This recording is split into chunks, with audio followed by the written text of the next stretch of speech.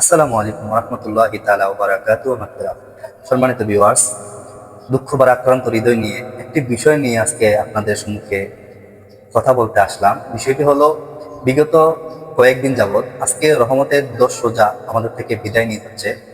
তার মানে বিগত 10 দিন তারাবির নামাজের মধ্যে একটা বিষয় খুব বাজেভাবে লক্ষ্য করছি যে আমাদের সমাজের কিছু কিছু ভাইয়েরা আছেন, তারা মসজিদে নামাজ পড়তে যান।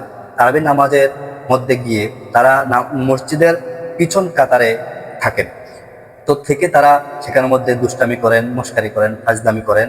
আমি বিগত গত দুদিন আগে একটা বিষয় আরো বাজেভাবে লক্ষ্য করছি, যে বিষয়টা যে একটা ভাই সেজদাতে গেল, সেজদাতে যাওয়ার পরে আরেক ভাই পিছন থেকে পা টেনে নিয়ে তাকে নিয়ে যাচ্ছে। আপনারা এগুলো নিয়ে আবার ভিডিও বানাচ্ছেন, হাসি ঠাট্টা বিদ্রুপ করছেন। ইসলাম হাসির পাত্র নয়, ইসলাম হচ্ছে সুন্দর। আপনারা নামাজ পড়তে যাবেন, আপনারা সুন্দরভাবে নামাজ পড়বেন। নামাজ বেহেশতের চাবি। আসসালাতু মিফতাহুল জান্নাহ, আসসালাতু মিরাজুল মুমিনিন, ইন্নাস সালাতা তানহা আনিল ফাহশাহি ওয়াল মুনকার।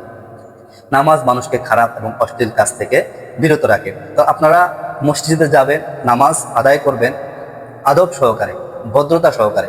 মানুষ যখন নামাজ পড়ে, মানুষ তখন আল্লাহর সাথে সাক্ষাৎ করে, আল্লাহর সাথে দিদার করে।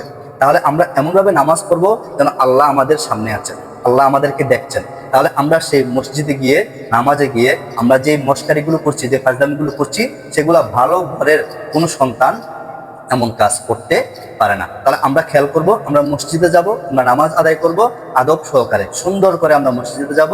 আমরা মসজিদে গিয়ে অহেতুক ফাহিশা কোনো কথা বলবো না, আমরা দুষ্টামি করব না, আমরা ফাজলামি করব না।